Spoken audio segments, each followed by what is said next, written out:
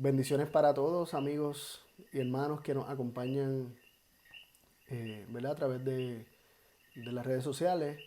Aquellos que están pendientes a los mensajes, les envío un saludo, un abrazo y les deseo muchas bendiciones de Dios. Espero que este tercer tema de esta serie de Echando fuera el temor o de echar fuera el temor pueda ser de bendición para cada uno de ustedes. No quiero comenzar a estudiar la palabra sin antes pedir una oración, así que acompáñenme en oración para pedir la bendición de Dios. Buen Padre, Dios de amor, pedimos en estos momentos que tu Santo Espíritu nos dirija, Señor, y que seamos tus instrumentos. Danos tu paz, danos más revelación de tu amor, para que nuestros corazones puedan confiar cada vez más en ti y el temor pueda desaparecer por completo. Te pido, Dios, que bendiga a nuestros familiares, hermanos, amigos y todos tus hijos en la ancha faz de la tierra que están experimentando miedo. Te pido por ellos, Padre, y te pido también por aquellos que están experimentando enfermedad, para que también tú pongas tu mano, Señor, y los sanes. Es nuestro deseo, Señor, que ningún hijo tuyo perezca, sino que todos procedan al arrepentimiento, que todos te conozcan a ti, el único Dios verdadero, y a Jesucristo a quien has enviado. Dirígenos, Señor, y permítenos gozarnos de tu palabra, en el nombre de Jesús. Amén. Muy bien, resumiendo los temas anteriores, vimos que el perfecto amor echa fuera el temor. Y también el versículo nos dice que el que teme no ha sido perfeccionado en el amor. También estuvimos viendo que no tenemos ni conocemos el amor cuando no conocemos a Dios, que es amor. También estuvimos viendo que somos perfeccionados en el amor cuando conocemos y creemos el amor que Dios ha tenido o tiene para con nosotros. Esa es la manera en la que nosotros somos perfeccionados en el amor, comprendiendo, conociendo y aceptando el amor, ¿verdad? Y creyéndolo, ese amor que Dios ha tenido para con cada uno de nosotros. Y ahí nosotros pudimos introducir el elemento de la fe. Primero conocemos, Dios manifiesta su amor y esa manifestación de ese amor provoca fe de nuestra parte, que creamos que realmente Él tiene un amor incondicional, abnegado, autosacrificado para con cada uno de nosotros. Y también estuvimos viendo que el conocimiento y aceptación del perfecto amor ágape de Dios, ese amor autosacrificado, abnegado, nos hace confiar por completo en Él y nos lleva a vivir de toda palabra que sale de la boca de Dios. Estuvimos viendo que esta fe que vive de toda palabra de la boca de Dios, o de toda palabra que sale de la boca de Dios, es la fe de Jesús. Él es el autor y consumador de la fe, autor y perfeccionador de la fe. En Él se originó la fe y esa fe se originó como una respuesta al amor entregado, el amor que lo dio todo de su Padre, esa manifestación de su Padre, haberle dado todo. Eso provocó, generó, produjo, engendró la fe de Jesús, que es el amén, que le dice amén a todo lo que le dice su Padre. Él es el testigo fiel y verdadero. Él reproduce los pensamientos y los mensajes que él recibe de su Padre. Él los reproduce con exactitud y él nos revela fielmente quién es Dios. Esta fe es el efecto del amor, como vimos, y esta fe de Jesús, ¿verdad? La fe de Jesús nos permitirá vivir confiados en la buena, agradable y perfecta voluntad de Dios. De esta forma vivimos libres de todo miedo, de todo temor. Ya no somos más esclavos ni siervos del imperio de la muerte, que es el imperio de Satanás, sino que finalmente somos hijos e hijas de Dios. Ahora, teniendo en cuenta cómo ocurre este proceso, ¿verdad? Y repitiéndolo de manera bien corta, tememos porque no tenemos amor o porque no amamos, ese amor no lo tenemos en nosotros. Tememos por falta de conocimiento del amor, ¿verdad? Y la falta de conocer ese amor o de tener ese amor en nosotros es porque no conocemos a Dios, porque Dios es amor. Así que el desconocimiento de Dios trae temor. Y vimos que el desconocimiento de Dios trae temor porque cuando desconocemos a Dios no podemos confiar en Él. Y como no confiamos en Él, no hay fe. Y cuando no confiamos en Él, ¿qué es lo que resta? Miedo. Porque no tenemos en quién confiar. No tenemos a un Padre que resulta ser el Dios soberano del universo, que está por nosotros y no contra nosotros. Ese conocimiento no se tiene y no hay una confianza total y absoluta en Él. Y por lo tanto el miedo reina en nuestras vidas y somos esclavos del miedo y esclavos de ese reino. Ahora, queremos ver este proceso, cómo se dio este proceso en la historia relatada en la Biblia, ¿no? En la historia de la humanidad. Cómo se introdujo por primera vez el temor. Cómo hubo una pérdida de ese amor perfecto, ágape, una pérdida de ese conocimiento, una pérdida de confianza y como resultado una pérdida de temor. Así que acompáñenme a considerar la historia bíblica, ¿verdad? De Adán y Eva, nuestros primeros padres. Vemos que Dios creó a Adán y a Eva y les da todas las cosas. Dios los creó y les da todas las cosas. Y estuvimos viendo en el tema anterior cómo Dios le dice a Cristo, tú eres mi hijo, yo te he engendrado hoy, pídeme que todo es tuyo, te lo daré todo. Eso está en el Salmo 2, versículos 7 y 8. Vimos cómo ese amor abnegado que de Dios entregarle todas las cosas a su hijo generó fe, confianza, dependencia total y absoluta en Él.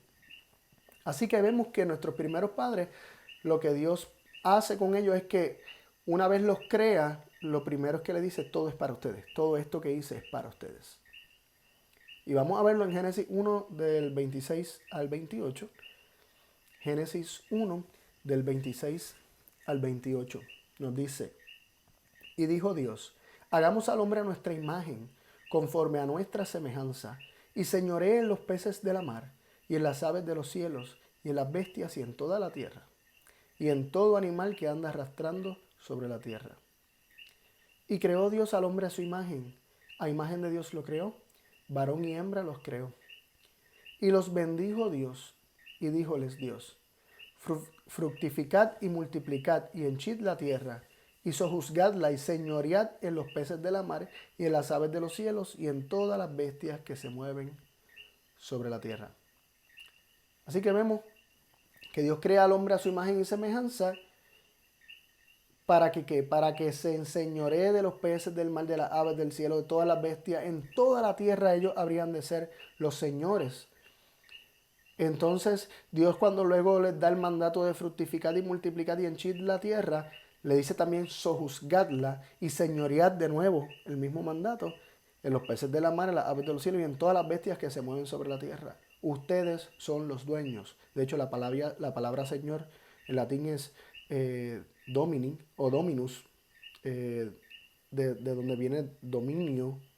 De hecho, viene de domo originalmente, que significa casa, y el dominus es el señor de la casa, el dueño de la casa.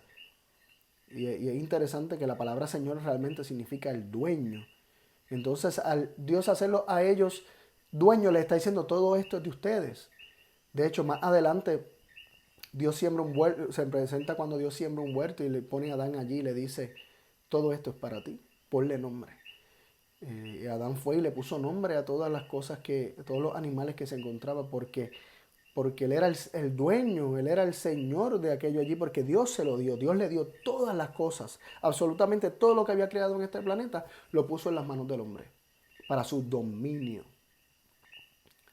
Entonces, vemos que eso es una manifestación de este amor ágape que lo entrega todo. Dios lo creó, pero no lo creó para él, lo creó para dárselo al hombre. Todo lo que creó en este planeta era para dárselo al hombre, para bendición del hombre, para que el hombre se gozara en la hermosa y perfecta creación de Dios. Y lo interesante es que dentro de este amor ágape también hay un elemento que muchas veces nos quejamos o no entendemos cómo este elemento puede ser parte del amor de Dios. O nos hemos quejado en el pasado, hemos aprendido a no quejarnos, ¿verdad?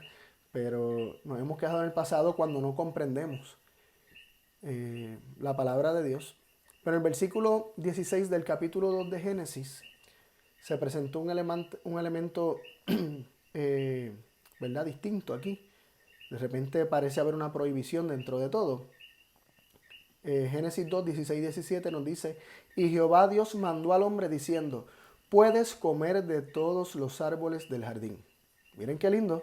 Puedes comer de todos los árboles, del fruto de los árboles del jardín, de todos puedes comer. Pero, es un pero, porque hay una excepción. En Génesis 2:17 dice, pero del árbol del conocimiento del bien y del mal no comerás, porque el día que comas de él, ciertamente morirás. Así que el hombre podía comer de todos los árboles, de todos, del árbol de la vida, de cualquier árbol que encontraran, menos del árbol del conocimiento del bien y del mal. Había uno solo dentro de todos los demás del cual no se podía comer. Y de momento parecería como que esto no fue, aparentemente esto no parece ser ágape, no parece ser amor incondicional, abnegado, autosacrificado, que lo da todo, porque realmente hay algo que Dios nos está dando. Realmente sí, Dios le está dando algo aquí a Adán y a Eva. Dios les está dando la oportunidad o la posibilidad o la opción, podríamos decir, de confiar y obedecer o desconfiar y desobedecer. Si Dios no hubiese puesto esta posibilidad, entonces el hombre hubiese sido un autómata, hubiese sido un robot. El hombre no hubiese tenido posibilidad de optar por algo distinto a lo que Dios le estaba dando, o algo distinto a lo que Dios había o al orden que Dios había establecido. Así que realmente Dios le está dando al hombre, a través de haber puesto este árbol allí y haberle prohibido al hombre que comiera de él, o haberle dicho al hombre que no comiera de él, realmente Dios le estaba dando al hombre algo, le estaba dando en su perfecto amor ágape, le está dando al hombre la libertad de elección. La libertad de elegir si iba a confiar y obedecer o desconfiar y desobedecer. Y miren cómo lo pongo así, porque cuando confiamos en Dios, obedecemos. Cuando desconfiamos de Dios, desobedecemos. Y esto lo vamos a ver ahora más adelante, ¿verdad? Lo vamos a tocar, pero quisiera que dirijamos nuestra atención al nombre del árbol. ¿Cómo se llamaba el árbol? ¿Cuál era el nombre del árbol? El árbol de la ciencia o del conocimiento del bien y del mal. ¿Y por qué? ¿Por qué ese era el nombre de ese árbol? ¿Realmente el árbol tú comías del fruto y conocías ahora el bien y el mal? ¿Y tenías ese conocimiento? Realmente el fruto no les dio nada a Adán y a Eva. El fruto en sí mismo no tenía nada distinto. Este árbol puesto aquí era una prueba, simplemente una prueba de lealtad, una prueba de confianza o desconfianza. Y este árbol, llamándose así el conocimiento del bien y del mal, tiene un propósito que se llame este nombre, que tenga este nombre, ¿verdad? Que se llame por este nombre este árbol. Y es que el comer de este árbol representaba que el hombre elegía confiar en sí mismo y no en Dios. Miren bien, el comer de este árbol representaba que el hombre iba a estar confiando en sí mismo y no en Dios. ¿Qué quiere decir esto? Que el hombre, al comer de este árbol, estaría decidiendo algo contrario a la voluntad de Dios, algo contrario a lo expresado por Dios, manifestando abierta desconfianza de Dios y confianza en sí mismo, estableciendo que el hombre es capaz de decidir entre lo bueno y lo malo. Es decir, comer de este árbol representaba que el hombre confiaba en su juicio, sus sentidos, lo que le decía su corazón, para que le revelaran, para que esto, ¿verdad? Su sentido, su juicio, su corazón le revelaran el bien y el mal, en lugar de confiar en el juicio de Dios, que es la verdad absoluta. Así que el desobedecer, el rebelarse de esta manera, el comer de este árbol, implicaba que el hombre estaba dando un paso hacia atrás, en el sentido de alejarse de Dios, estaba tomando un paso hacia atrás en cuanto a la confianza en Dios, estaba desconfiando de Dios y estaba dando un paso hacia la confianza en sí mismo. Porque el actuar en contra de lo que Dios había establecido es una declaración de que yo no confío en lo que tú dices, yo confío en lo que yo creo que es mejor. Así que por eso es que este árbol se llama el árbol, ¿verdad? Dentro de posibles otras razones, se llama el árbol del conocimiento de la ciencia o de la ciencia del bien y del mal. Porque el comer de él implica que tú estás asumiendo para ti la prerrogativa de decidir, de juzgar, de tener un criterio, de evaluar por ti mismo y creerte que tú tienes la capacidad de decidir qué es lo bueno y qué es lo malo. Vamos a seguir viendo cómo esto se sigue desencadenando. ¿Qué cosa ocurriría si se elegía confiar en sí mismo? O sea, si el hombre, si Adán, decidía confiar en sí mismo en vez de confiar en Dios, que le dijo que no comiera de ese árbol, porque el día que comiera de ese árbol ciertamente moriría. Es interesante notar que la declaración ciertamente morirás, en el hebreo, dice dos veces la palabra morir, mud, y es traducido por ejemplo, Young's Literal Translation, la traduce como muriendo morirás. Muriendo morirás. Y parece ser más bien un proceso, más que un acto ejecutado por un tercero, realmente parece más bien como un proceso que ocurriría en el hombre. Y Dios está simplemente declarando aquello que va a ocurrir cuando se incurra en desconfianza y desobediencia. Así que tengamos eso en consideración. Ahora, podemos también recordar que la palabra de Dios en Romanos 14:23 nos dice que todo lo que no es de fe es pecado. Y si no se confía en Dios, significa que no hay fe en Él. Y como no hay fe en Él, te lleva a actuar de manera que tú crees que tú puedes decidir por ti mismo y tú puedes entender las cosas por ti mismo y tú puedes discernir las cosas por ti mismo y te lleva a elegir cosas que van a terminar en muerte. Por eso es que todo lo que no es de fe es pecado, porque todo lo que no es de fe, toda obra que se realiza que no es conforme a la fe, o sea, la fe ¿verdad? De creer toda palabra que sale de la boca de Dios, es una obra que se realizó en desconfianza de Dios y en confianza en uno mismo. Y la palabra de Dios establece claramente que nosotros no sabemos nada, que engañoso es el corazón más que todas las cosas. Y nosotros no tenemos las capacidades para discernir, ni mucho menos el conocimiento absoluto de todas las cosas para poder determinar lo que es bueno y lo que es malo. Pero recordando y retomando el punto de que Dios le dijo que iba a morir, Adán tenía que confiar en esas palabras. Adán tenía que creer que muriendo moriría por su desconfianza y su desobediencia. Que el pecado, que es desconfianza en Dios, acarrearía la muerte. Miren cómo nos dice Santiago 1:15. Nos dice, y la concupiscencia, después que ha concebido, pare el pecado. Y el pecado, siendo cumplido, engendra muerte. Es interesante que aquí nos presenta el pecado como engendrando muerte.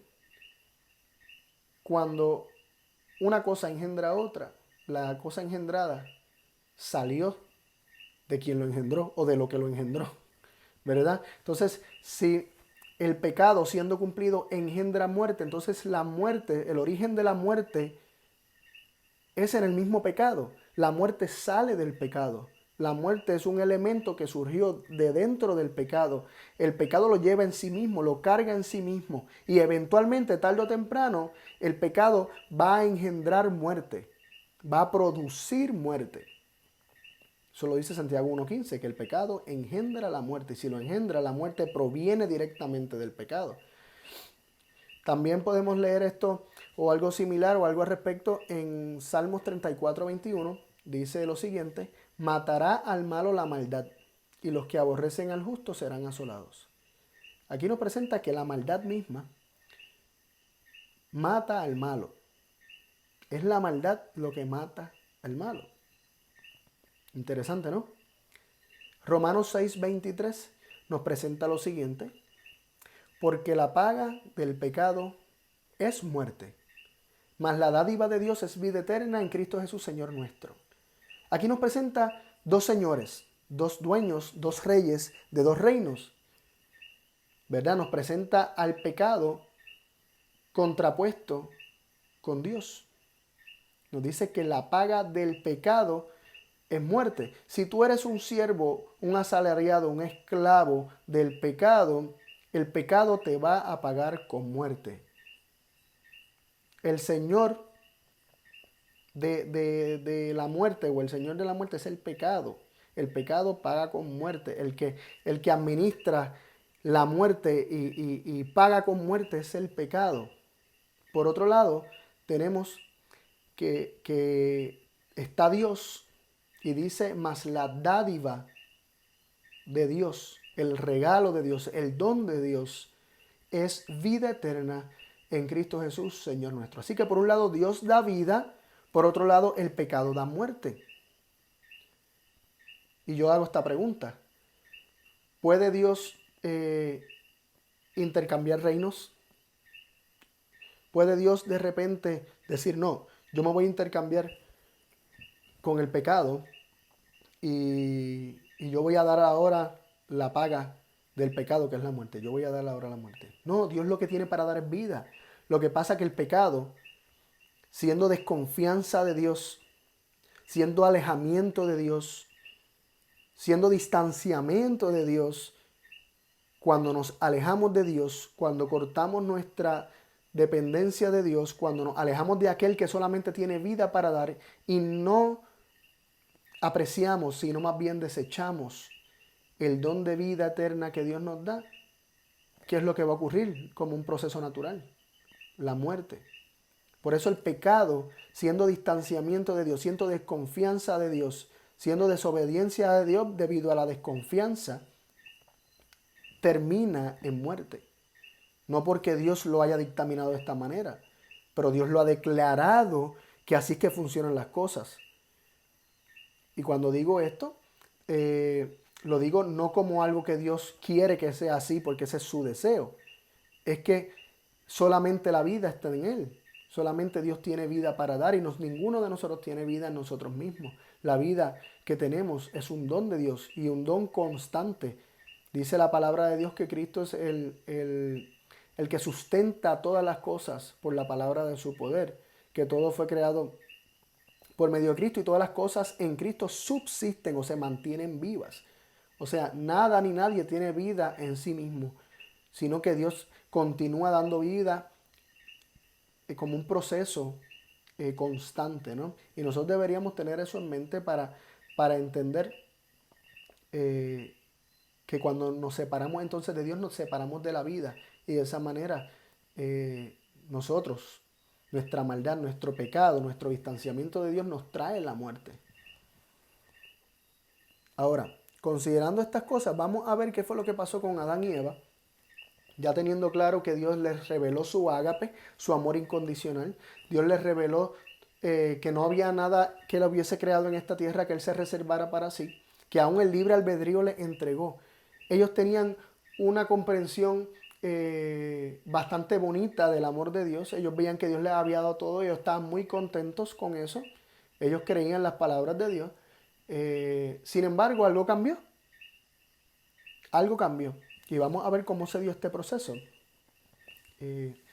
Dice en Génesis 3:1. Empero la serpiente era astuta, más que todos los animales del campo que Jehová Dios había hecho, la cual dijo a la mujer, con que Dios os ha dicho, no comáis de todo árbol del huerto. Eso es Génesis 3:1. Y con esa pregunta el enemigo estaba cuestionando la bondad de Dios. Con que Dios os ha dicho que no puedes comer de ningún árbol. ¿Acaso Dios te ha dicho que no puedes comer de ningún árbol? Como sugiriendo que es posible que él sabe algo de Dios, que se espera que Dios le haya prohibido que no comiera de ningún árbol del huerto. Así que esto es muy interesante. Con esta pregunta el enemigo estaba insertando una versión de Dios distinta a la que Eva tenía, que era la que estaba directamente en este momento en contacto con la serpiente.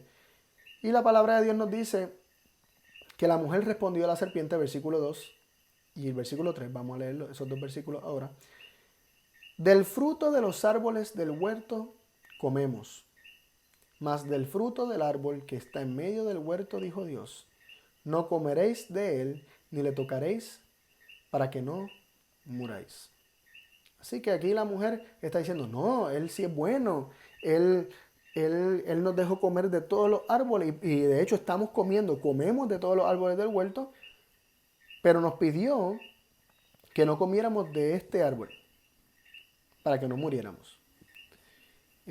Así que es interesante ahora cómo la mujer entró en un diálogo con la serpiente que es muy astuta. Obviamente está sorprendida porque hay una serpiente que le está hablando. Eso es un elemento bastante importante dentro de todo esto. Fue un asombro, de verdad, fue algo inesperado que la tomó por sorpresa, ¿verdad?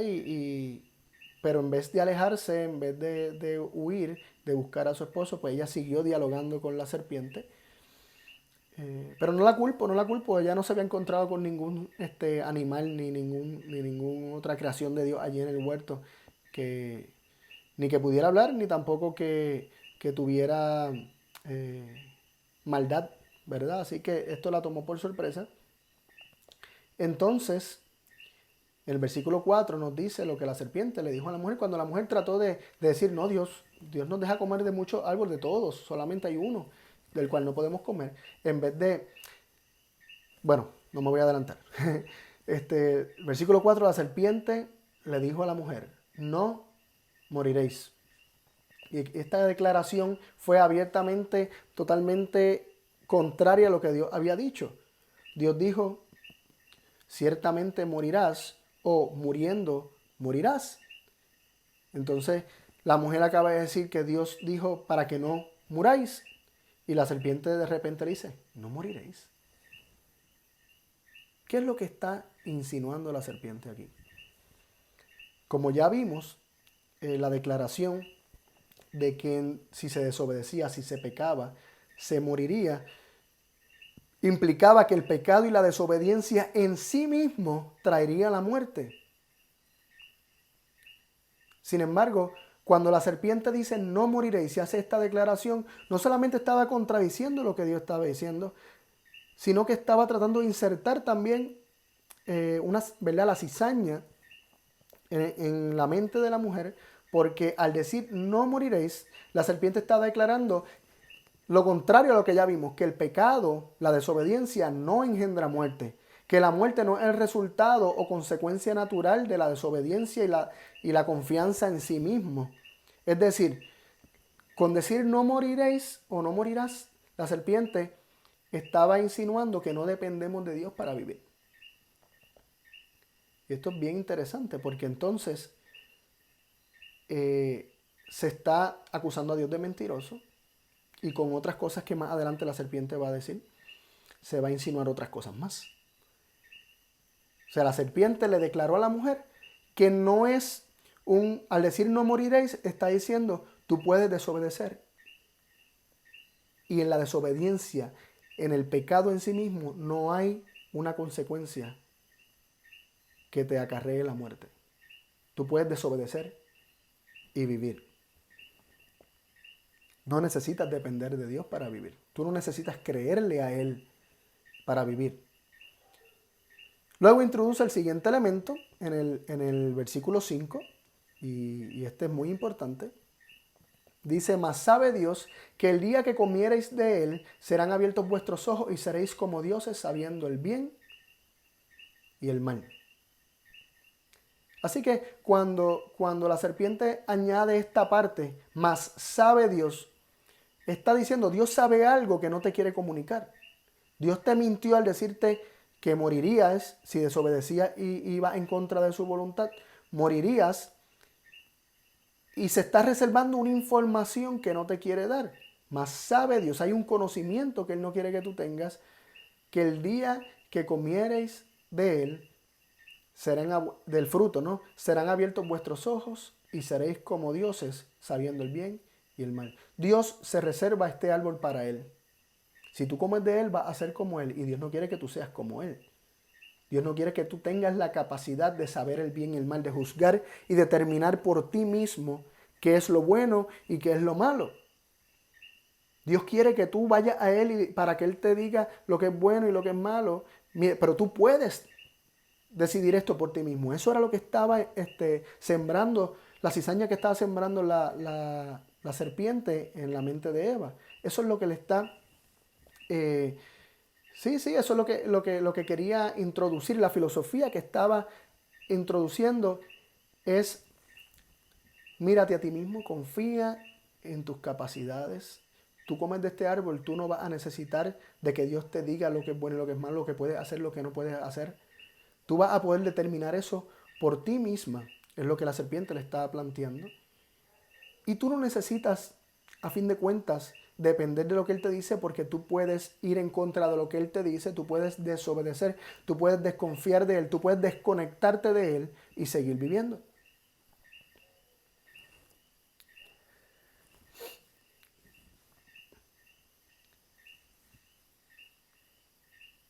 Así que teniendo esto en mente, vemos que de repente Eva decidió confiar en su propio juicio, en su propio criterio, y concluyó que la serpiente tenía razón y que Dios le había mentido. Esa fue la conclusión a la que ella llegó, porque miren cómo nos dice la palabra de Dios en Génesis 3, versículo 6. Y vio la mujer que el árbol era bueno para comer. Eso fue, que ella vio, ella entendió, ella analizó, ella juzgó que el árbol era bueno para comer. Se dejó llevar por sus sentidos también. Vio que era agradable a los ojos. Le parecía bonito, le parecía bueno. Y que era codiciable para alcanzar la sabiduría. Y esto implica que había asimilado y aceptado lo que la serpiente le estaba planteando. Y dice que tomó de su fruto y comió. Y como vio que comió del fruto, que desobedeció, que comió de él y no le pasó nada, entonces piensa que las palabras de la serpiente eran ciertas. Que en la desobediencia, que en el pecado no hay muerte.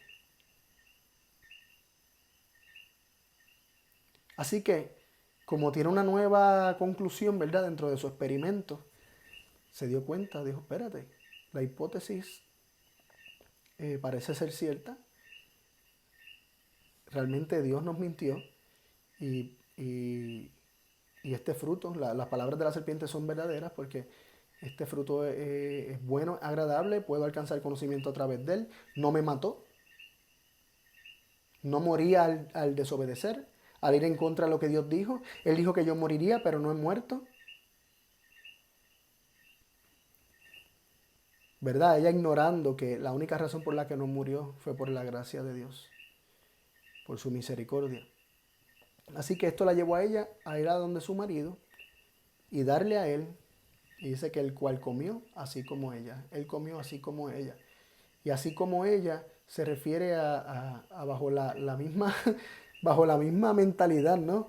Bajo el mismo proceso, bajo la misma filosofía. Finalmente él terminó comiendo porque él se autoconvenció de que debía ser cierto lo que Eva le presentó.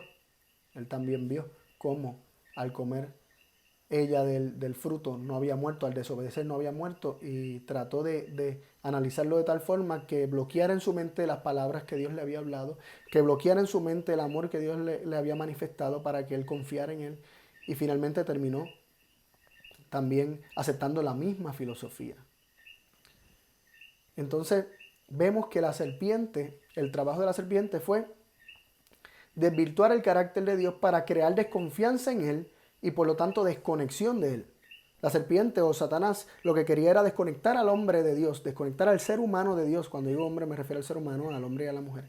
Desconectarlos de Dios, que desconfiaran de él, para así acarrearles la muerte. Y les mintió, les dijo: no moriréis. En la desobediencia, en el pecado no hay muerte. Adán también aceptó esta filosofía de la serpiente y ahora ninguno, ni Adán ni Eva, tiene un conocimiento correcto de Dios, que es amor. Así que es muy interesante de haber conocido un amor que les dio todas las cosas en el principio. O sea, recién ellos fueron creados y recibieron todas las cosas de parte de Dios. De haber experimentado ese amor ágape, de repente su mentalidad, su conocimiento acerca de Dios se distorsionó. Y ahora no conocen a Dios. Realmente ahora no saben ni quién es Dios, porque aceptaron unas mentiras. Y aparentemente, según su experimentación, todo parece indicar que la serpiente tenía razón. Así que vemos que de su mente desaparece como hubo desconocimiento de Dios, como hubo una desvirtuación del carácter de Dios en su mente, de su mente entonces, al no conocer a Dios, que también desaparece el amor de Dios, porque si no se le conoce, no se conoce su amor, porque Él es amor. Así que desaparece de su mente el amor de Dios, y como desapareció ese ágape de Dios de repente, porque ya Dios no es abnegado en sus mentes, ya no hay un amor sacrificado, ya hay cosas que Él se reserva para sí que no las quiere compartir, cosas buenas que Él no las quiere compartir, pues ya ese conocimiento de un Dios de amor desaparece de su mente. ¿Y qué trae esto? Como consecuencia natural. Desaparece la fe en Dios, desaparece la confianza en Dios, y de repente surge la confianza en sí mismo, porque ahora ellos determinan que ellos van a decidir lo que es bueno y lo que es malo, porque no pueden confiar en Dios, ya que Él les ocultó y se reservó cosas para sí mismo. Es interesante cómo ocurrió este proceso, y vemos que está siguiendo el mismo orden, ¿no? Se crea desconocimiento de Dios, se pierde ese ágape, ese conocimiento del ágape de Dios al introducir nuevas ideas contrarias. Se aceptan estas ideas y esto genera desconfianza en Dios. Ahora, ¿cuál es el próximo paso natural? Estuvimos estudiando que el perfecto amor, ¿verdad? El amor ágape engendra fe. La fe obra a causa del ágape, así que el ágape es la causa y el efecto vendría siendo la fe. El ágape engendra fe. Pero se pierde el ágape, se pierde la fe, y habíamos visto que cuando se perdía la confianza, ¿qué era lo que sucedía? Surgía el temor. Así que ese es el próximo paso natural. Y nos dice la palabra de Dios en Génesis 3, versículo 8 al 10. Y oyeron la voz de Jehová que se paseaba en el huerto al aire del día, y escondióse el hombre y su mujer de la presencia de Jehová Dios entre los árboles del huerto. Y llamó Jehová Dios al hombre y le dijo: ¿Dónde estás tú? Y él respondió: Oí tu voz en el huerto, y tuve miedo porque estaba desnudo y escondíme. O me escondí, como dice otras versiones más modernas. Así que es interesante que Dios se acerca a ellos en un momento agradable del día, ¿verdad? No aparenta esto ser una cruzada para destruir a sus enemigos. Él dice que se paseaba en el huerto al aire del día. Algunas versiones dicen al aire de la tarde o en el fresco de la tarde, y es interesante que la palabra ahí para aire es ruaj, que es espíritu, es aliento, es aire, es viento, ¿verdad? Pero puede ser el espíritu, y puede hacer referencia a ese momento del sacrificio, de la hora del sacrificio de la tarde, un momento donde hemos visto que, por ejemplo, Daniel recibía revelación en el momento del sacrificio de la tarde, en la hora más o menos alrededor de las 3 de la tarde, la hora nona. Así que es interesante que Dios se acercó en un momento agradable, un momento fresco. Él se acercó con buenas intenciones. Aparentemente no parecía unas malas intenciones en lo absoluto, pero como quiera el hombre se escondió. El hombre se escondió de la presencia de Dios, nos dice el versículo 8. Y luego cuando Dios le pregunta, Adán le responde: es que oí tu voz en el huerto y tuve miedo. La voz de Dios ahora le infundía miedo, porque desconfiaba de Dios, no creía en el amor de Dios.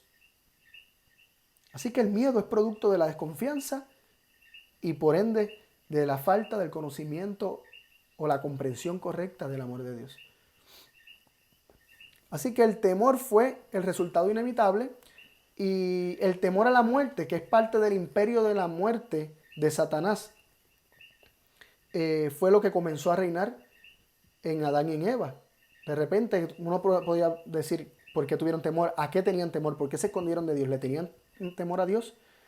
¿Por qué le tenían temor a Dios? ¿Qué pensaban que Dios iba a hacer? La realidad es que si Satanás es el que tiene el imperio de la muerte, y lo que utiliza para su imperio, para someter y esclavizar en su imperio, es el temor de la muerte, como vimos que nos presenta Hebreos capítulo 2 en el primer tema, creo que fue que allí fue que lo vimos. El temor, podríamos concluir que el temor que tenía Adán y Eva era el temor de la muerte, porque ellos ahora estaban esclavizados bajo el imperio de Satanás. Satanás, a través de insertar su filosofía en ellos, los había esclavizado. Y ahora, ¿cómo los esclavizó? Según nos presenta Hebreos. Por medio del temor a la muerte, los tenía sujetos ahora a ser esclavos. Y son esclavos del pecado, y son esclavos del temor, son esclavos del miedo, son esclavos de la muerte, del temor de la muerte, y son esclavos del reino o del imperio de la muerte. Son esclavos de Satanás. Y era el temor de la muerte lo que tenía Adán y Eva. ¿Por qué? Porque finalmente ellos están comprendiendo, se acercó la presencia de Dios, una presencia de un ser más poderoso que ellos. Ellos habían desconfiado de él, ellos habían concluido que no eran ciertas las palabras de Dios, que el desobedecer y el pecar no tenía la muerte en sí misma, no era una consecuencia natural. Ellos descartaron eso, y como ellos descartaron que era una consecuencia natural y que Dios era caprichoso, que Dios era un tirano, que Dios era arbitrario, que Dios se reservaba lo mejor para sí, que Dios era egoísta, que Dios no quería compartir, ¿qué pasó? Cuando se acerca a este ser con esta distorsión que ellos tienen en la mente acerca de él, ¿qué ellos van a pensar? Que este Dios, este nuevo Dios que Satanás forjó en su mente, lo estaba buscando para hacer valer su palabra por medio de la fuerza. Es lo único que pudieron haber concluido. Porque si no fue una causa natural a mi desobediencia, a mi pecado, significa que el desobedecer y el pecar no mata. Esa fue la mentira de Satanás. Segundo, Dios es egoísta y se reserva cosas para sí. Y Dios estaba tratando de privarnos a nosotros de algo bueno para nosotros. Cuando unimos las dos cosas, nos damos cuenta que si el pecado no me mata y yo puedo seguir viviendo, ¿verdad?, en pecado, y Dios se reserva cosas para sí, y Dios es egoísta y Dios es caprichoso, cuando Dios se acerque, ¿qué yo voy a pensar? Que Él viene a vengarse, que Él viene a hacer valer su palabra, y que, en otras palabras, Dios me va a matar, y el temor a la muerte lo hizo esconderse de Dios. Así que, interesante cómo el proceso de Adán y Eva es exactamente el mismo proceso que nos presenta el resto de la Biblia. Que el perfecto amor echa fuera el temor. ¿Cómo? Porque el perfecto amor engendra fe, el perfecto amor desarrolla confianza, el perfecto amor permite que nosotros podamos vivir de toda palabra de aquel que nos amó y que nos ama incondicionalmente. Pero cuando no está ese conocimiento, no está esa confianza, y cuando no está esa confianza, lo que hay es temor a la muerte. Así que Adán y Eva experimentaron ese mismo proceso. Ellos tuvieron un conocimiento del amor de Dios. Posiblemente no fue por mucho tiempo, pero tan pronto se desvirtuó ese conocimiento de Dios, el amor y el conocimiento del verdadero amor desapareció de sus mentes, desapareció la fe, la confianza, y lo que vino por consecuencia fue el temor. Y ese proceso, ¿verdad?, y ese temor, podríamos decir más bien, ese resultado del temor perseguiría a la raza humana el resto de nuestra historia. De hecho, tan inmediatamente como su hijo, por ejemplo, Caín no escaparía de este temor. En el capítulo 4 de Génesis se nos relata lo que pasó con Caín. Desde el versículo 3 en adelante podemos leer: y aconteció andando el tiempo que Caín trajo del fruto de la tierra una ofrenda a Jehová. Y Abel trajo también de los primogénitos de sus ovejas y de su grosura. Y miró Jehová con agrado a Abel y a su ofrenda, mas no miró propicio a Caín y a la ofrenda suya. Y ensañóse Caín en gran manera y decayó su semblante. Miren qué interesante. Ambos hermanos, tanto Caín como Abel, traen ofrenda delante de Dios. Dice que Jehová miró con agrado la de Abel, pero no la de Caín.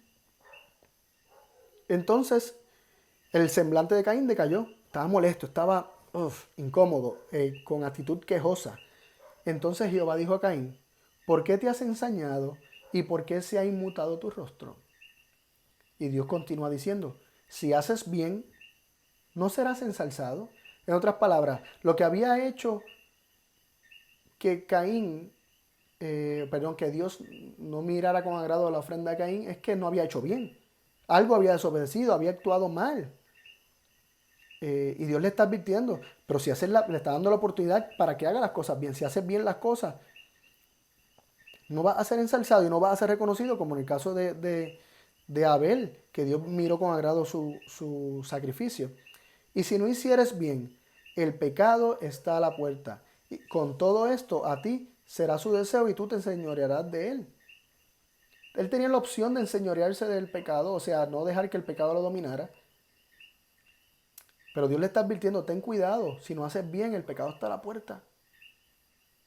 Y va a tratar de tomarte, pero tú puedes, porque mi gracia te puede hacer más que victorioso. Y Dios le está tratando de dar una ayuda para que él recapacite. Pero dice luego que Caín habló con su hermano Abel en el versículo 8, y aconteció que estando ellos en el campo, Caín se levantó contra su hermano Abel y lo mató. O sea que Caín no le hizo caso a las advertencias de Dios de lo que estaba sintiendo y de aquello que estaba en su corazón, y se levantó contra su hermano y lo mató.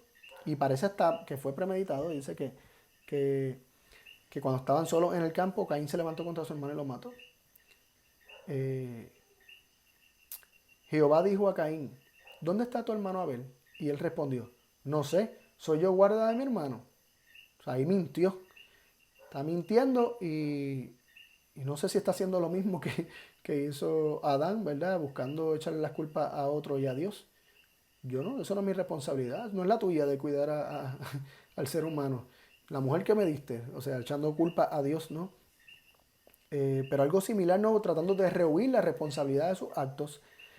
Él miente y se zapatea de ser responsable por su hermano.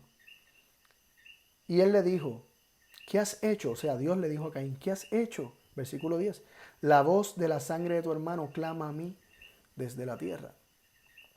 Ahora pues, maldito serás tú de la tierra, que abrió su boca para recibir la sangre de tu hermano de tu mano.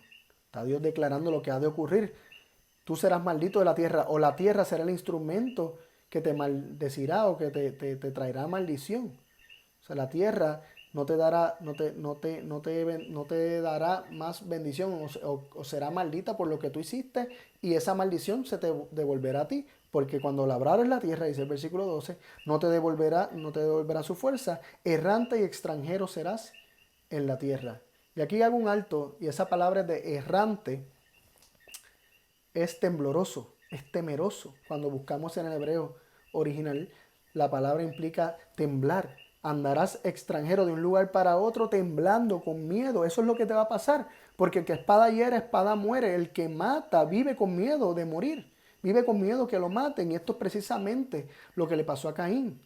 El temor había tomado totalmente control de su vida. De hecho, él había arrancado de su mente toda revelación del amor de Dios. Y tenía un concepto de Dios totalmente distorsionado, de tal forma que él, a un Dios ofreciéndole y ayuda para que no caiga en estas acciones malas, como quiera bloquea eso y como quiera hace lo que le da la gana, como quiera mata a su hermano, y aun cuando comienzan a experimentar o caer sobre él las consecuencias de sus acciones, es interesante que Caín sigue bloqueando el amor de Dios y no quiere. Eso lo vamos a ver ahora. Dice que errante y extranjero, y esa palabra errante, como les mencioné, significa tembloroso, temeroso, andará con miedo de aquí para allá en la tierra, no se estará quieto.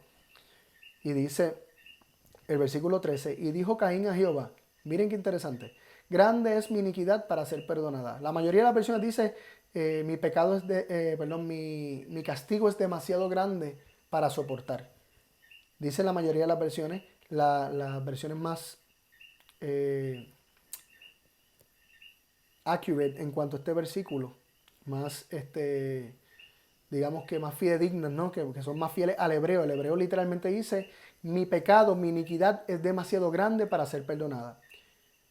Y tengo que resaltar de este punto algo muy importante, y es que ambas traducciones son ciertas. Ambas traducciones se aplican a la distorsión que tenía Caín acerca del carácter de Dios. Por ejemplo, si pensamos que la traducción correcta es que mi castigo es demasiado grande para soportar, eso nos revela que Caín piensa que lo que Dios le está declarando es un castigo directamente de parte de Dios, infligido directamente de parte de Dios, y no no una consecuencia natural de sus acciones, y que Dios es injusto, que Dios le está dando más de lo que él puede soportar. Pero la palabra de Dios es clara y nos dice que Dios no va a dejar que nosotros, ¿verdad?, carguemos con algo que sea demasiado fuerte para nosotros, que no podamos soportar. Dios no le dará a nadie más allá de lo que sea tentado, más allá de lo que puede soportar. En el caso de Caín, si esa fuera la traducción correcta, él está como quiera declarando que él piensa mal de Dios, él piensa que Dios es injusto, que Dios no es bueno.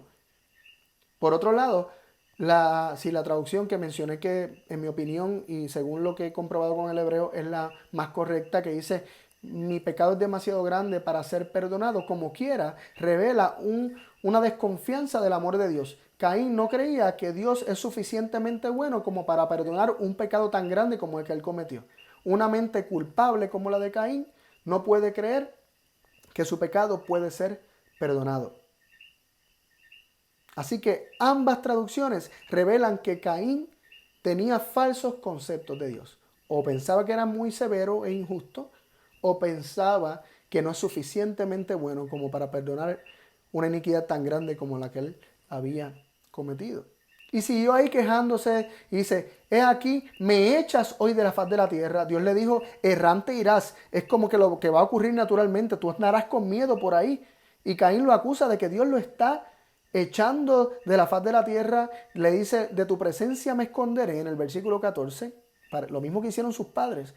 Y seré errante, de nuevo la misma palabra, y extranjero en la tierra. Andaré temblando de aquí para allá.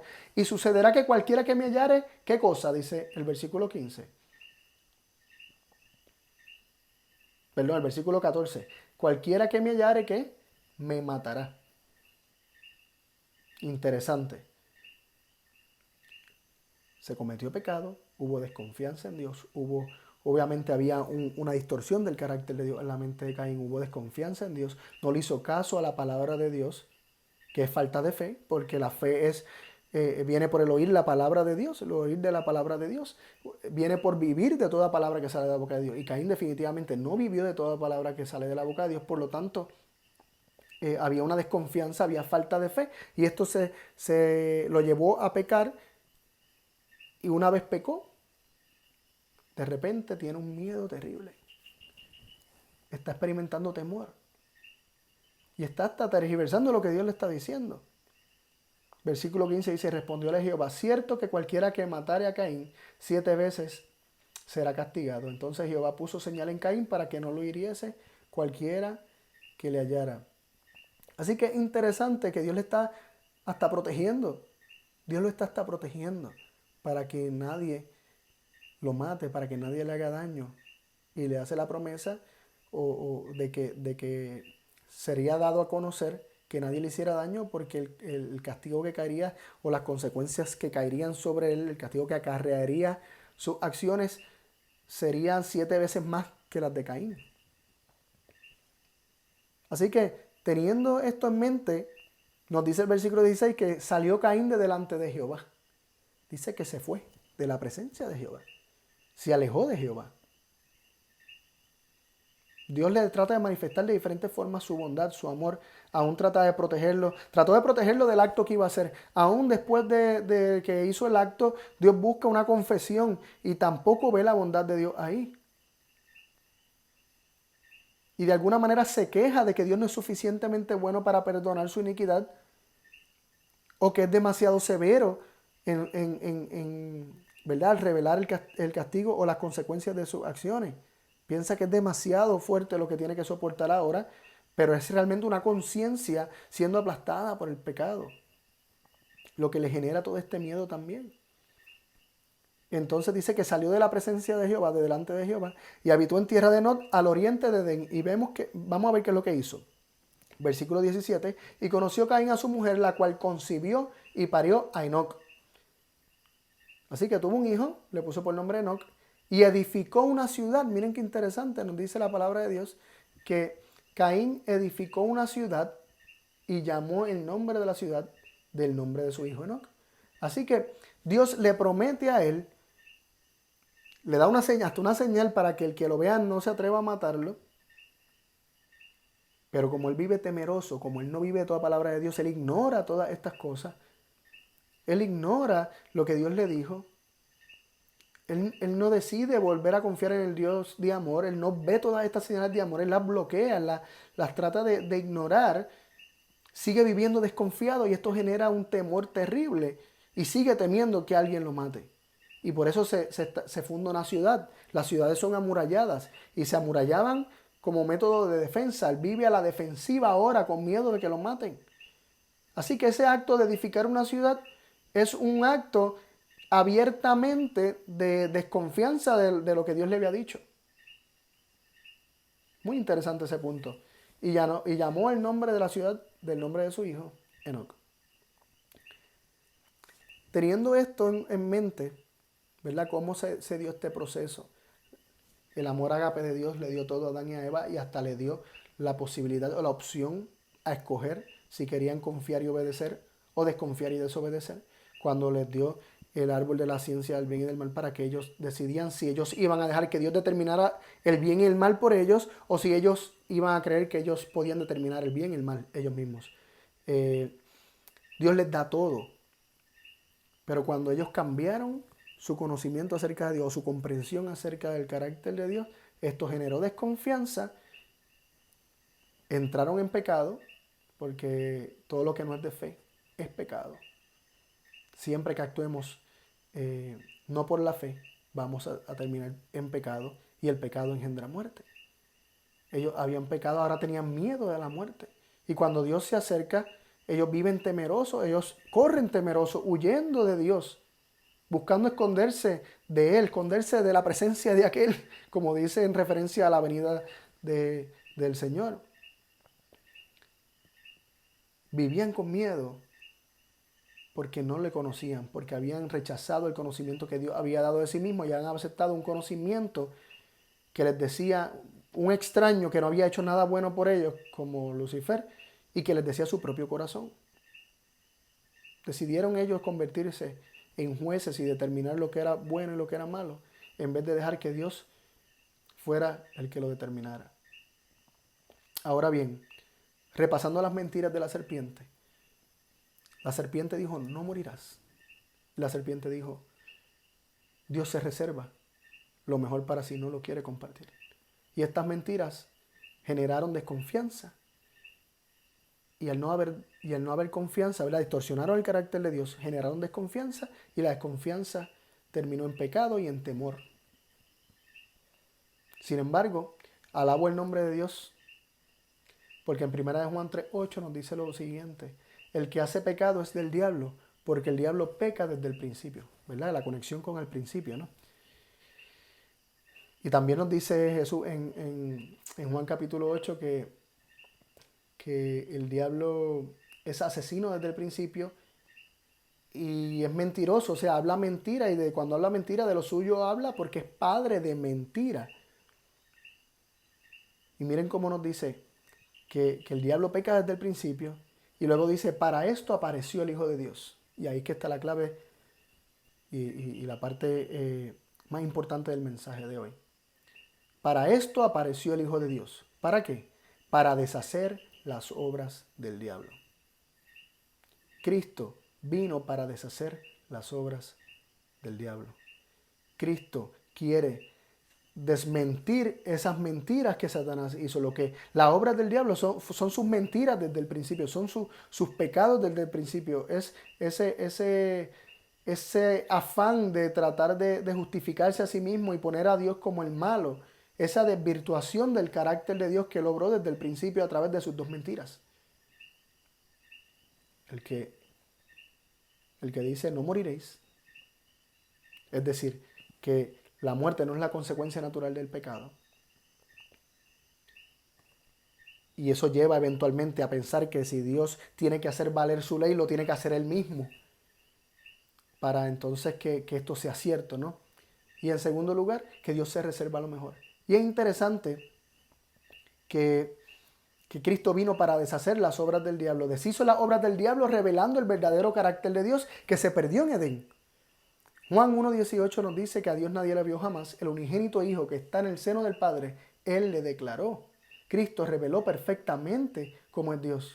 Cada vez que Él estaba sanando personas, estaba revelando a Dios. Cada vez que libertaba endemoniado estaba revelando el amor de Dios. Cada vez que Cristo enseñaba y nos aseguraba con promesas de que somos amados por el Padre, Él estaba cumpliendo con esa misión de deshacer las mentiras, las obras del diablo. Y Cristo nos aseguró que tanto nos amó, de tal manera amó Dios al mundo, que ha dado a su Hijo unigénito para que todo aquel que en él cree no se pierda, mas tenga vida eterna. Cristo nos aseguró de ese amor. También en la cruz se probó que el pecado paga con muerte. Así que la mayor revelación del amor de Dios, la mayor revelación del carácter de Dios y la mayor exposición del enemigo y de las mentiras del enemigo es la cruz. Porque la cruz desmintió estas dos mentiras. Una sugería que Dios tenía que hacer valer su ley a través de la fuerza y matar. Y la otra decía, ¿verdad? La primera sugería eso. Tienen muchas otras más implicaciones, pero dentro de esa una. Y la segunda establecía que él era un ser que se reservaba a lo mejor para sí, que no era abnegado.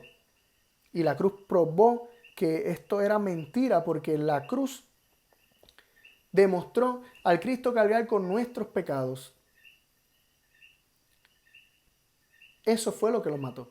Realmente fue la carga del pecado nuestro lo que lo mató. Dios no mató a su Hijo. Dios no tuvo que, para satisfacer su justicia, matar a su Hijo. Dios entregó a su Hijo, porque de tal manera amó Dios al mundo que dio a su Hijo unigénito. Él lo entregó en manos nuestras. ¿Y qué pasó? Nosotros lo maltratamos y nuestros pecados finalmente lo aplastaron. Eso es lo que nos revela Isaías. Isaías nos revela lo siguiente. Isaías 53, 4 y 5. Ciertamente llevó él nuestras enfermedades y sufrió nuestros dolores, y nosotros le tuvimos por azotado, por herido de Dios y abatido. Mas él herido fue por nuestras rebeliones. ¿Por qué fue herido? ¿Qué fue lo que lo hirió? ¿Cuál fue el instrumento de sus heridas? Mas él herido fue por nuestras rebeliones. Y tengamos en cuenta que ese por implica el instrumento, implica instrumentalidad. Fueron nuestras rebeliones las que lo hirieron. Interesante que el versículo anterior dice que nosotros pensábamos que era Dios el que estaba haciendo valer su justicia, en el sentido de que Dios mismo estaba utilizando la fuerza entonces para castigar y que sufriera a alguien por la paga del pecado. Dice que nosotros le tuvimos, mientras Él sufría nuestros dolores y llevó nuestras enfermedades, nosotros le tuvimos por azotado, por herido de Dios y abatido. Nosotros pensamos que era Dios, mas Él, en cambio, realmente lo que ocurrió fue que Él herido fue por nuestras rebeliones. Él estaba siendo herido por nuestros pecados, molido por nuestros pecados.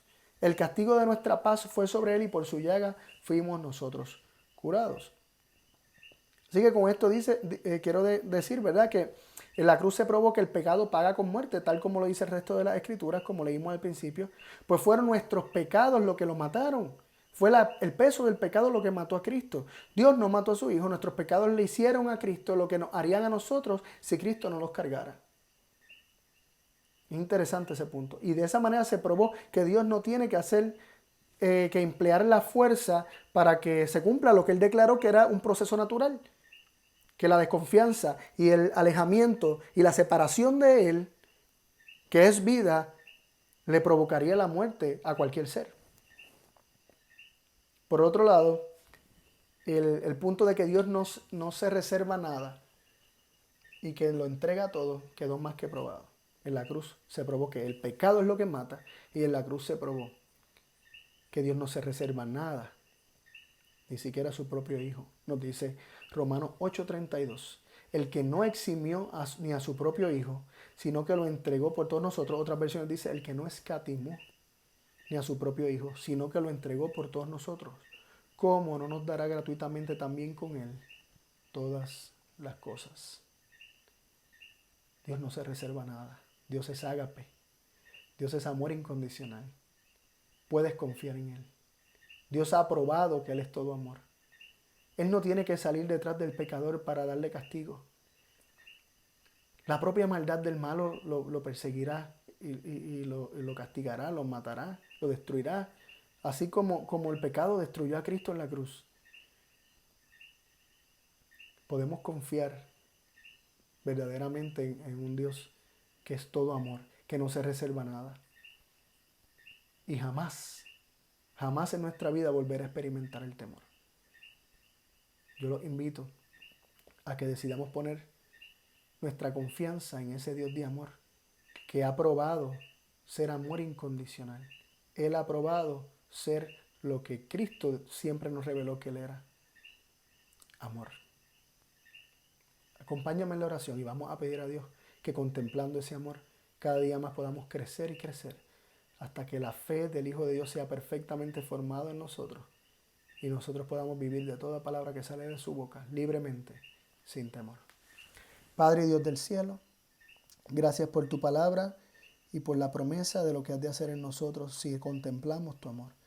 Porque mientras lo conocemos, el amor que has tenido para con nosotros, y lo creemos, confiamos que tu amor se ha de perfeccionar en nosotros y tu perfecto amor ha de echar fuera el temor en nuestras vidas. Padre, estamos viviendo tiempos difíciles alrededor del mundo y esto no es nada en comparación con las cosas que pueden avecinarse o que pueden ocurrir. Sin embargo, una cosa sé, Padre, y es que esta y cualquier otra situación que ocurra en el mundo, esta pandemia o cualquier otra situación que ocurra en el mundo, si confiamos en tu amor, si creemos realmente que tú eres amor, nada podrá destruir nuestra fe, nada podrá separarnos de ti. Y nosotros queremos tener esa relación contigo, Padre, que aunque se desplomen los cielos, nosotros te veamos siempre como nuestro Padre de amor que jamás nos ha abandonado y jamás lo hará. Gracias, Padre, porque tú enviaste a tu Hijo para deshacer las obras del enemigo. Esas mentiras que crearon desconfianza y temor en nuestras vidas, Señor, pueden ser desmentidas ahora mismo y derrumbadas. Y ese imperio de la muerte en nuestra vida puede ser derrumbado ahora mismo si creemos en ese amor que tú nos estás revelando. Bendice a cada persona, Señor, que nos escucha. Permite que ellos puedan crecer en ese conocimiento de tu amor y que tú le puedas revelar todas estas cosas, Señor, poco a poco en tu palabra, y que a través de ella ellos te conozcan y crean que tú verdaderamente eres amor. Gracias, Padre, por tu Hijo Jesús. En su nombre hemos orado. Amén. Bendiciones a todos.